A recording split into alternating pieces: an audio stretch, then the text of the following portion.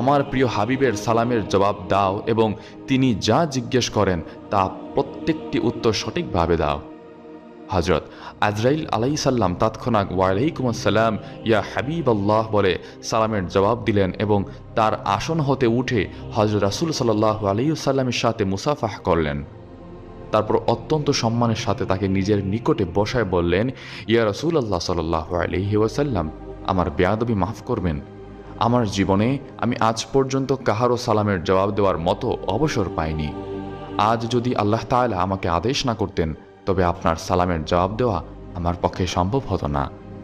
আল্লাহ পাক আমার উপর এমন গুরুত্বপূর্ণ কাজের দায়িত্ব অর্পণ করেছেন যে একটি মুহূর্ত মাত্র আমার কাজ হতে অন্যমনস্ক হওয়া সম্ভব নয়। প্রতি মুহূর্তে আমাকে জিন, মানব, দৈত্য, দানব, পশুপক্ষী, কীট পতঙ্গ প্রভৃতি নিয়ে কোটি কোটি জীবের জান কবজ করতে হয়, অথচ তাহাদের জান